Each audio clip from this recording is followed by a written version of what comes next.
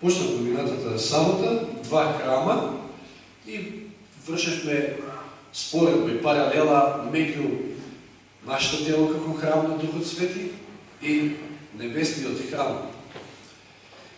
И што видовме, ќе спомнам накратко само кои паралели ги поминавме, дека Бог го создаде, го направи тој храм горе небесниот со своји раце. Значи нема таму учество на човечка рака секако. Но и овој храм, и ово наше тело, Бог го создаде со своји раце. Алудирајќи нормално на нашиот прародител Адам, нормално ние после тоа своја продукција сме се нашли таму каде што сме, но Адам, за разлика од се друго што Бог создал, а создал се со својот збор, сепак Адам бил создаден од Творецот со неговите раци. Тоа е посебен убав момент од создавањето, ние како круна на создавање. Потоа видовме и рековме дека друга паралела е тоа што во небесниот храм го имаме законот, 10 Божи заповеди, тоа е оригиналот од законот, во светињето на светињите. А видовме дека и кај нас, во нашиот организам, зборувајќи за природните закони, се испишани, како што читавме цитатот воспитување минатиот пат, се испишани тие природни закони кои што се исто толку Божи, како што е и тој моралниот закон, на секој влахто, на секој нерв, на секој мускул. И овој дел кој што велеше дека кршењето на тие природни закони е исто така греф, вели Елен Вајт таму. И не само тоа, по природа создадени од Господа, сите тие природни закони делуваат, меѓутоа негова крајна цел е да го запише Божиот закон, моралниот закон во нашиот ум. Тоа е крајната цел негова. Значи тоа е како уште една паралела. Потоа видовме друга паралела дека Сатаната како наши Божи непријател е тој кој што читавме неговите познати стихови од Исаија 14 глава. Негова пак цел е он да го запоседне храмот, како што тоа нели се обидел, горе на небото уште дека бил, да тој седне на крај себе, нели како што вели таму, да седне на престолот Божи, да тој се постоличи. И исто така тој има за цел да се постоличи и на престолот на овој наш храм, а тој е тука, знаеме, во предниот дел од мозокот. Тоа е негова цел. И за жал, во многу и успева кај мнозина во овој свет да го направи тоа. Потоа рековме дека друга паралела е тоа што во небесниот храм, во небесното светилиште, постои запис за секој наш греф, без оглед дали е покрен или не е покрен. Паралелно на тоа, нели, и она земско светилиште кое што уште во пустината, нели, постоело, потоа храмот Соломонов и натаму, како репрезент на тоа небесно светилиште, каде секој наш греф се бележи, без оглед на тоа што ќе се покајаме ние и нели ќе ни биде простор. Господ веднаш ни простор кога се кајаме, меѓутоа записот останува. Се до Јом Кипур, се до очистувањето на светилиште. Ако вистински сме се покајали, и ако таму на краја читавме нели од големата борба минатиот пат од главата Истражен суд, ако до нашиот греф стои простено, тоа значи дека сме се покајали и до крајот веќе и сме го совладале тој греф со Божја помош. Оти тоа е вистинско покаяние, што вели Елен Вајт, вистинско покаяние е да не само го оставиш, мислам се, извиниш, го признаеш гревот, туку и го оставиш, да не го правиш повеќе. А тоа го можеме само со Божја помош. И видовме дека секоја наша болест или било што не ставање во животот остава запис во нашето тело. Тоа видовме. Секоја настигне, како ова, или се остава запис. Остава лузни, да кажем така, во нашиот организам и нашето тело. И читавме во Марко 7 глава дека поради тие наши лоши здравствени навики добиваме лузни на нашето тело, ние добиваме лузни во нашиот ум, заради нашите погрешни морални навики. И не читате во Марко 7 глава, каде што вика сите лаги, измами, блудство, нечистотија произлегуваат од срцето на човекот. И токму поради ова, што тука некои застанавме, потребно е чистење. Поради тој запис на гревот и небесното светилиште треба да се очисти и ние баш живееме во тој период кога се чисти, почнувајќи од 1944, во период на Јом Кипур, и тоа антитипичен период на Јом Кипур, кога навистина се чисти небесното светилиште. Но Елен Вајт вели во многу своји цитати дека паралелно со чистење, како што Господ го чисти небесното светилиште, треба ние со повторно негова помош да го чисти на ова наше светилиште. Да се чисти во секој поглед. Затоа тука еден голем дел е многу важен дел за здравствената реформа. Значи, видите, 1944 почнува тоа чистење на светилиштето, а 1963 Елен Вајт добива таа вест за здравствената реформа. Не е случајно. Па ја проучуваме во карактер и личност секој петок, претходно воспитување, и таму читавме многу цитати. Поврзаноста на делото и умот. Дали постои поврзаност и како? Се тоа што го јадеме, тоа не делува само на нашиот целокупен организам, нашиот будник, на не знам што, на мускул, туку предси на нашиот ум.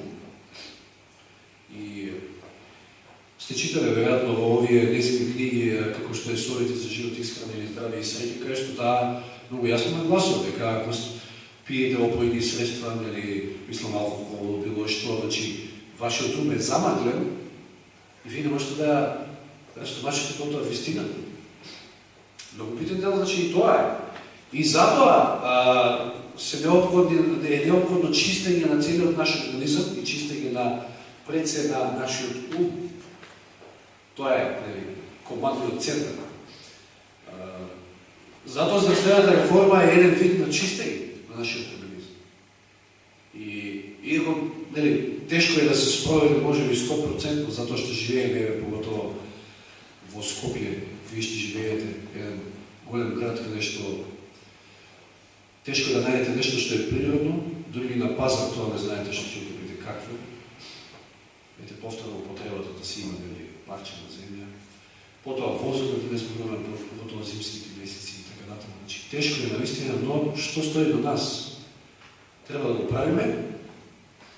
И е баш неделава се слушнав со братата да ми се јави па некои консултации бараш од мене, не дека јас сум експерт, но знаете, имам некој познавање во областа на чистење на организмот со сокол.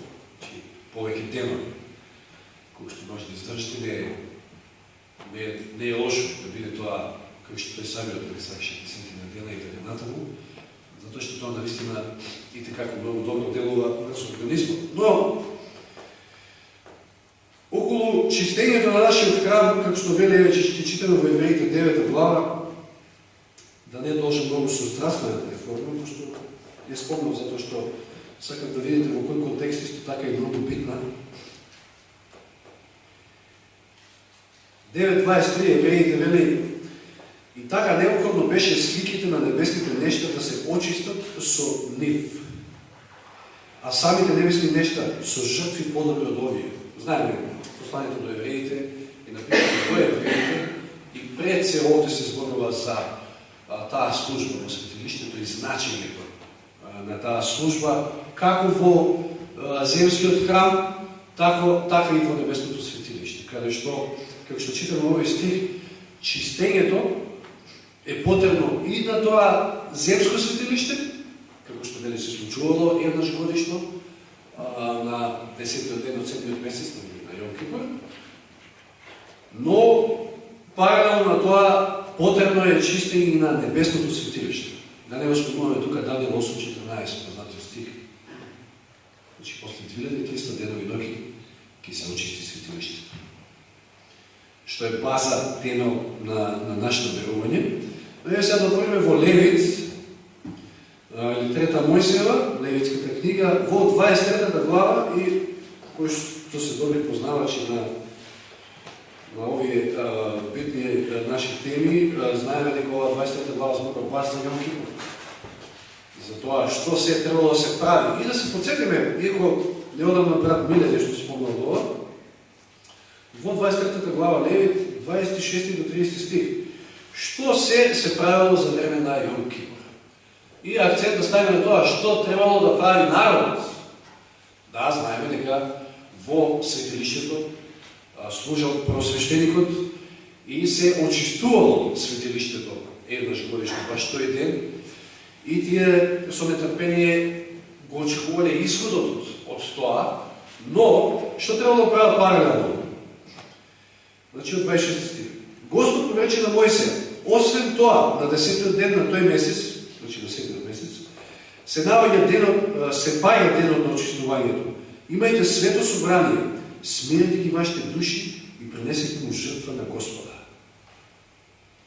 Дочитам до крај по после.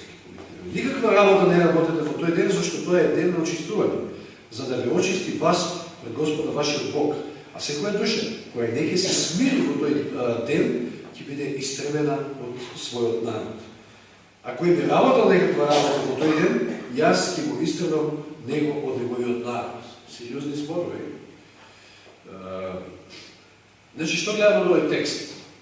Не е тоа дека само они биле во некој очекување сега, ете правосвещеникот го врши тоа чистење на земскиот храм, туку и тие требало нешто да прават. Што требало да прават? Да ги смируваат душите. Да ги испитуваат душите пред Господа. Дали има, може би уште нешто, уште некој греф, не покаен така натаму, затоа што тоа ќе значи пропаст за нив. Исфрлање, ако не е друго, како прво од кампот израелски, како што вели текстот. Значи, живееме во сериозно време, затоа што живееме во тој антитипичен период на Јом Кипур, кога ние самите треба да се испитуваме, како што вели оној познат текст во Псалм 139. 139 псалм, многу убав стих, односно стихови, последните два стиха од 139 псалм, 23 и 24 стих. Стихови кои што многу често треба да си ги повторуваме со оглед на тоа што имаме навика да се бавиме многу почесто со другите животот, но со својот.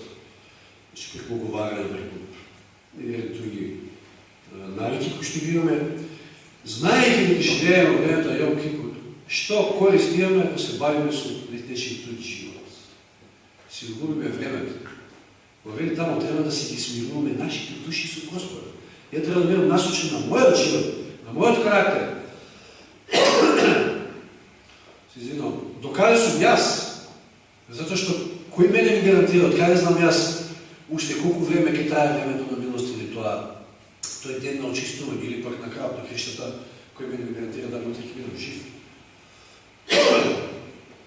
Што вели овде? 23-24 стих. Испитај ме целиот Боже, запознай ми го срцето. Испитај ме и запознай моите мисли.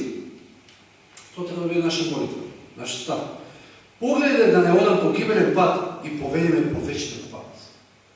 Нема овде петко трајко, не, јас сум спомнат со Господа. Мојот однос со Господа. Тоа е оно што е најбитно. Чистење на мојата душа, на мојот храм. Нема да читаме се овде, има уште некој стих. Второ Коринјаните 7:1. Второ послание до Коринјаните 7:1. Или така возлюбени, второ послание до Коринјаните 7:1, имајќи ги овие ветувања да се очистиме од секоја духовна и телесна нечистота, довршувајќи ја својата светост во страв пред Бога. Еве исто стих кој што упатува на тоа, дека треба тие две области кои што ги спомнав во почетокот. И духовна и телесна нечистота. Да ја очистиме.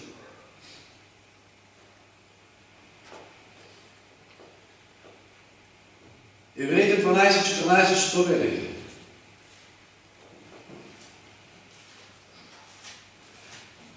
Ајде да прочитаме тој стих. Бидете во мир со сите, колку што тоа е можно. Значи, стремете се кон мирот со сите и кон светоста, без која никој не може да го види Господа. Или во Матеј, во гората на блаженството, својата проповед, Исус ќе спомне, само чистите по срце ќе го видат Бога. Чисто срце е потребно. Самиот Давид се моли, дај ми Господе чисто срце. Ќе очистиме од овие валканици. Копнеше по Екоид, она глава, тоа ви се наоѓа на 106-та страна од овој превод, што е вашиот превод. 106-та глава. 106-та страна се извинувам, а тоа е главата 18-та, 16-та, Христос во својот храм. Ова е при првото чистење на храмот во Ерусалим, кој што Исус го прави, знаете за какво чистење. Кога прави она прачка, како ја кажам, од јажина. И кога почнува да ги растура минувачниците таму и да ги брка животните кои што значи едноставно направиле пазар од предворието во храмот. Таква бука, таква галама. Толку давале значење на материјалната корист од тоа што ќе добијат свештениците при продажбата на тие јагниња таму кои што биле со енормно висока цена во однос на тоа што може да се купи некаде таму.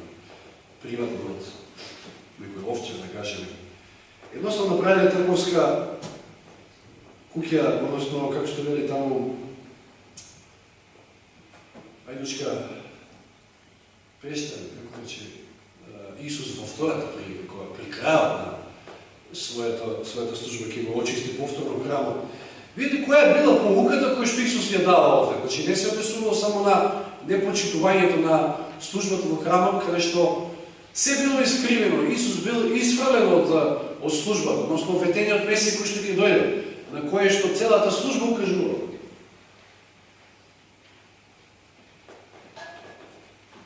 Но имало и друга поука овде, лично за секој, поединечно. Вели, со чистењето на храмот, Исус ја најавил својата месијанска служба и го започнал своето дело. Тој храм, подигнат да биде место за престојување на божественото присуство, има за цел да биде очигледна поука за Израел и за светот. Еве која е очигледната поука. Уште од вечни времења Божја намера била секој создание, од светлиот и свет Серафим до човекот, да биде храм во кој ќе престојува Творецот. Тоа е крајна цел него.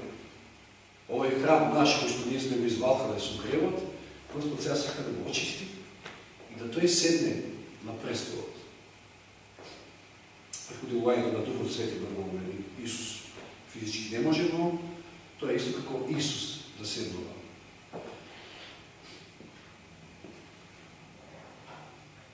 Човечкиот род заради гревот престанал да биде Божји храм. Замрачено и извалкано од грев, човечкото срце веќе не можело да ја открива божествената слава. Меѓутоа, со оделотворувањето на Божиот Син се исполнила намерата на небото. Значи, неговото оделотворување, неговото посредништво. Значи, без оделотворувањето, без неговиот живот, Христов живот, овде на земјата не било можно ни подоста неговото посредништво. Значи, буквално сите делови од таа служба Христова се многу битни. За жал, носимо на протестантските заедници денеска, па и православието и католицизмот, до тука застануваат само до жртвата Христова на крстот, понатаму не одат. Затоа е многу значено што имаме оваа вистина за светилиштето и затоа каде е Исус денеска, што прави Исус денеска? И сега која била поуката? Бог престојува во луѓето и човечкото срце повторно станува негов храм преку спасоносната милост. Божја воља била храмот во Ерусалим да биде постојано сведоштво за високата Божја цел за секоја душа. Со тоа што тој го очистил храмот во Ерусалим, сакал да покаже дека нашиот телесен храм треба да биде чист пред Господа. Значи на практична поука дека треба да не засега нашиот храм и чистието на нашиот храм. Меѓутоа евреите не го разбрале значењето на градбата, со која толку многу се гордееле, знаете, храмот, што представувал за евреите. Не сакале да се предадат, себе си да бидат свет храм на Божествениот дух. Предворијата на храмот во Јерусалим полни со метежи, несвета трговија, премногу верно го прикажувале храмот на срцето. Видите, ова е интересна паралела. Значи, ако ние нямаме почет кон Божиот дом, односно колку ние имаме почет кон Божиот дом, тоа е слика на тоа колку во нашето срце владее и дали со нашето срце владее Господ. Затоа секојаш ги поддржувам, но ете, нели оние напори или забелешки кои што некои од нас ќе ги дадат, дека нели треба да запазиме мир во домот Божи, што често пати не е така, па се внесуваме како да сме во клуб. Тоа е слабост, тоа е навика некоја кој што сме ја стекнале со текот на времето, меѓутоа Господ е Господ на ред. Значи има таму место каде да се зборува и да се разменува мисли, а често пати тоа е како резултат на тоа што во текот на неделата нити се слушаме, нити се гледаме, па кога ќе се видиме еднаш неделно само тука и од морала до Дунава, нема крај на нашите муабети. Значи, еве што вели овде, пак ќе обршта тоа. Евреите вика не го разбирале значењето на градбата со која што се граделе. Не сакале да се предадат себе си да бидат свет храм на Божествениот дух. Предворијата на храмот во Јерусалим полни со метежи и несвета трговија, премногу верно го прикажувале храмот на срцето. Што било слика на тоа колку тие се поможни и колку нивниот храм е нечист. Извалкано од присуството на светлите страсти и несветите мисли. Чистејќи го храмот од световните продавачи и купувачи, Исус ја објавил својата мисија, чистење на срцата од нечистотијата на гревот, од земните желби, од себичните барања, од лошите навики што ја расипуваат душата. Тоа била една одлична полука за секој израелец тогаш, а и за секој од нас. И сега можеме да спомнеме тука исто една паралела околу тоа кои се средствата за чистење, со што се чистат, на кој начин се чистило небесното светилиште. Вика го спомнавме еден од стиховите во, значи, Евреите 9 глава, ајде да се навратиме, па ќе прочитуваше некој стих таму. Евреите 9 глава. Со која средство се очистувало светилиштето? Земското, да речеме. Во времето на Мојсей, со крвта, нели, на телци, на јагнеги и така натаму, но со кое средство се чисти небесното светилиште? Пак со крвта, ама со крвта на јагнето Божие, значи со Христовата крв. И затоа во Евреите 9 глава, мислам во целото послание на Евреите, Павле ќе каже дека не е доволна таа крв, кој што само требаше да биде како символ и слика на Христовата крв. Туку Христос, како јагне Божие, една за секоја се принесе таа негова крв не чисти од гревовите. Значи, еве 23 стих, пак ќе прочитаме од 9 глава Евреите, и така необходно беше сликите на небесните нешта да се очистат со нив и самите небесни нешта со жртва подобра од одие. Жртва подобра од, значи, јагнињата, од телињата и од животите кои што се пренесувале во земскиот храм. 13-14 стих од истата глава, да ги прочитаме, вели: зашто ако крвта на јарците и биковите и пепелта од јуница, со која се попрскува осквернетите, осветува за чистење на делото, колку ли повеќе крвта на Христа, кој преку вечниот дух му се принесе сам себе си на Бога без недостаток, ќе очисти нашата совест од мртвите дела, за да го служиме на живиот Бог. Че видите, овие стихови офаќаат не само чистење, укажување на тоа кое е средството за чистење на небесното светилиште, туку и на нас, нашиот ум. Крвта Христова не чисти. Но не е единственото средство за чистење само крвта. Ќе се сетите ли кое друго средство се користело во светилиштето, во земското светилиште? Што имало после во претворието, што имало? Да. Значи, тој базен со вода, кај што првосвещеникот после како ќе принел жртвата на олтарот, па тој се чистал.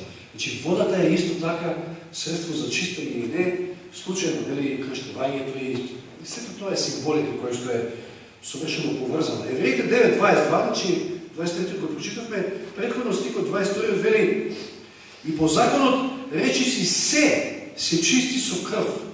Чи речиси се, ама не се. Имало нешто што се чистило и со вода, како што спомнав првосвещеникот. Воопшто свещеникот, значи, кој што откако ќе принел жртвата, ќе требало да се очисти, раците да се измие и така натаму.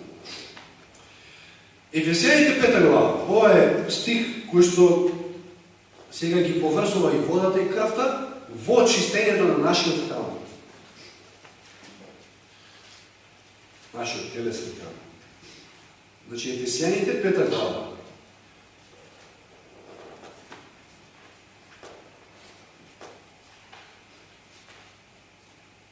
Познати си овие стихови за црквата, кај што зборува Христос, значи Ефесијаните 5 глава, од 25 до 27. Мажи, любите ги своите жени, како што и Христос ја возлюби црквата и се предаде сам себе си за неа. Значи, Исус го положи својот живот, проливајќи ја својата крв за црквата, за да ја освети, очистувајќи ја со водното капење во Словото. И да ја представи пред себе славната црква која нема дамка, ниту брчка или нешто слично, за да биде света и непорочна. Очистена, чиста, света, непорочна. И овде го гледам, значи, пренесувањето Христово, крвта, но и вика преку водното капење во Словото. Интересно, дали водата е и символ на Светиот Дух? И како се чистиме? На кој начин се чистиме преку Словото? Читајќи го Словото. Има ли разлика од тоа кога читате Библијата или читате некоја политика некоја? Што? Се менјаш. Се менјаш, точно, читајќи ја Библијата, Словото те менува, Словото има сила. Преку Светиот Дух нормално, или Светиот Дух со Словото, заедно работат. Затоа што ти можеш да читаш овака, ќе спомнам и таа паралела, значи едно од паралелите исто така, Елен Вајт често пати спомнал, вика, не ја задржувајте вистината само во предворието на вашиот храм, значи како предворието во небесното светилиште или земското светилиште. Значи, сака да каже само во интелектот. Интелектуално вие ја познавате вистината, ама не, вика, внесете ја внатре во светилиштето, да седне на тронот ваш, во вашиот ум, значи да вие живеете според таа вистина, да ја споведувате во живот, да дозволите на тоа слово да делува, да ве обземе и да биде дел од вашиот живот, да вие бидете жива посланица, како што знаеме, живо послание, како што знаеме да кажем. Значи, читајќи Библијата, Духот Свети делува, дозволиме колку ние му дозволиме, да не осведочи за гревот и на тој начин кај не носи, осведочење за грев носи пред крстот Голгоски, кај Христа не носи. За да Христос со својата крв не очисти од тој грев, ако се покајаме и го признаеме.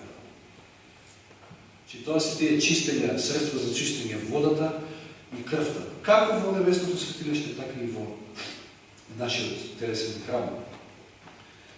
Еве, може да прочитаме тука во овој контекст само 2-3 стиха од 119 псалм, многу исто така добро познати, но многу убаво се вклопуваат во што зборуваме. 119 глава од псалмите, 119 псалм, најдолгиот, од 9 стих. Како ќе го запази младиот човек чист својот пат? И не само младиот, но тоа веројатно тука се алудира пред се, затоа што баш во младоста човек највеќе може да се изволка кога сака се да проба и кога му лета паметот и така натаму. Како ќе го сочува младиот човек чист својот пат? Чувајќи ги твоите зборови. Те барам тебе со целото свое срце. Не оставај да скршнам настрана од твоите заповеди. Во срцето го запази твојот збор, твоето слово, за да не сгрешам против тебе. Че ако вие го запазите, ако имате Словото Божие във вас, ако дозволите да Господ го запише в закона, колко пати го зборуваме, во вашиот ум, то што ќе ви сочува од грев, значи вие чисти, ве очистува, го трга гревот настрана, надвор. Гревот не владее веќе.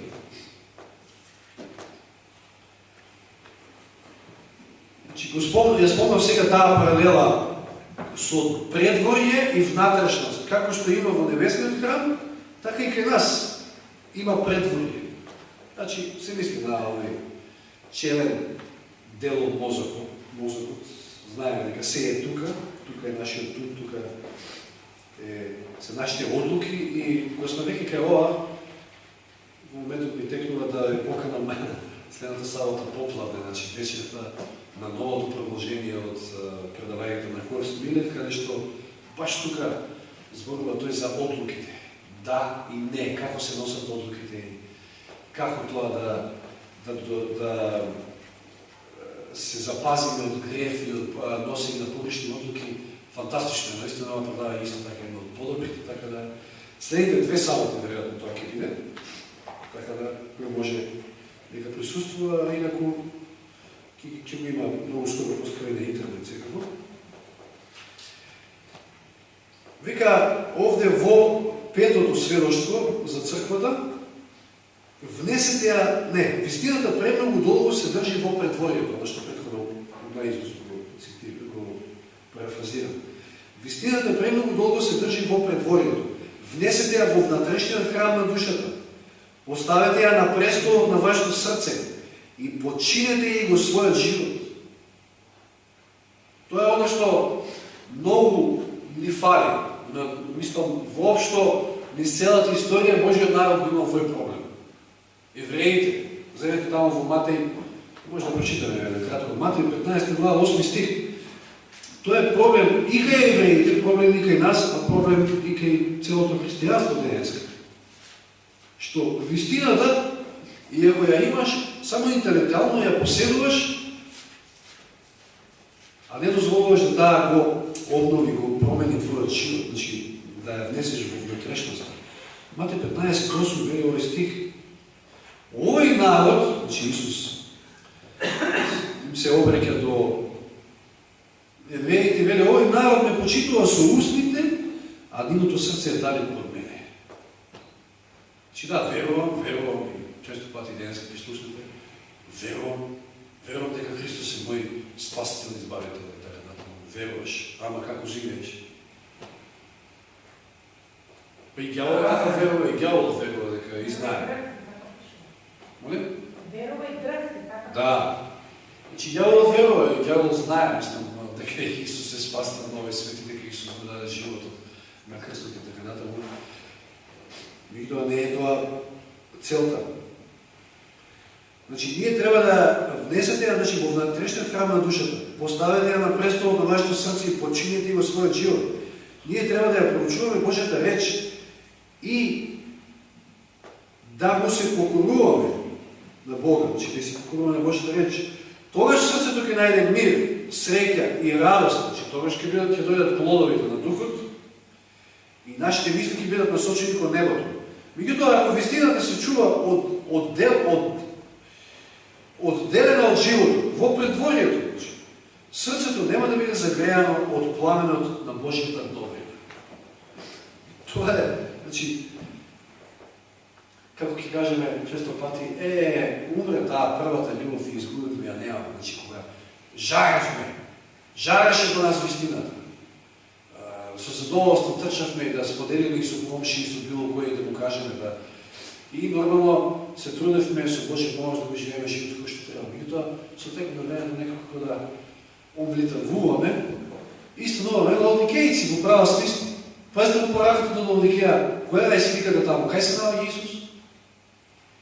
Надвор вика и чука на вратата. Што негде во предворието? Ние знаеме, интелектуално ја познаваме вистината, па и нема рамен, да ви кажем право, да не стават на некој квиз, од духовна природа некој квиз, ние биле први си, сигурно. Че ми текне се овој мигој кога беше милионер, овој македонскиот и дали се сеќавате за тој момент кога Трето поставува прашање кој е седмиот ден, кој ден е Господ го дал за одмор. Замисли си, и точното прашање беше недела. Точниот одговор, мислам, на прашањето беше недела. И ми се идеше да му отидаме кафето недела кога не е. Ама тоа е. Тоа се внимајте на некои. Тоа дури е во квиз. Значи, и на квизот се најдаме ке бутнат, можем, затоа што квизот се крие според некои нивни сваки. Но не е само достоен во интелектот, туку треба, значи, наистина да го заземе нашето срце и нашиот живот, да биде дел од нашиот живот. И околу важност, на крајот една паралела, исто така, исто тоа ќе завршиме, околу важноста на светилиштето. И таа тема за светилиштето, за небесното светилиште. Малку спомнав претходно. Елен Вајт вели, невозможно е да поседувате вера, да имате онаа вистинска вера во ова последно време во кое што живееме, ако не ја познавате вистината за светилиштето и тоа што Исус прави денес и кај се наоѓа. Невозможно е. Од друга страна пак, значи, науката за светилиштето е темел на нашето верување. Вие ако земете сите наши верувања и доктрини произликуваат од светилиштето. И сите таму може да ги најдете. Ако ве мачи проблемот со околу тоа, дали си двајца или тројца, како што ја знам да кажем горе, погледнете го светилиштето таму, може да најдете може да одговор на тоа. Се е таму. Од друга страна, Елен Вајт вели, ако се сеќавате добро на воспитување, неодамна ја читавме таа книга во Петоците, вели дека основа на воспитувањето на секој млад човек треба да биде познавањето на физиологијата и на вилиона таму хигиената. Физиологијата и хигиената. Основа на секој воспитување секој млад човек. Че видите како е познавањето на тоа светилиште и познавањето на ова наше светилиште е темел, основа за нашиот живот, телесен овде, но и за воопшто духовниот живот и во ова последно време кога треба да го следиме ние нашиот правосвещеник, таму каде што се движи. За жал, како што кажат, многу верски заедници денеска застанале таму во предворието, затоа што тие не ја познаваат вистината за светилиштето. Нали, вајде ние треба да влеземе во светињата, првиот дел од светилиштето, но и во вториот дел, затоа што сега тука се одвива баш она застапување на Исуса Христа, нашиот спасител за нас. Нека Господ ни помогне да со негова помош ја сватиме сериозноста на времето во кое што живееме во Јом Кипур и да се трудиме со негова помош да го очистиме овој храм, како телесно, така и духовно. Амин.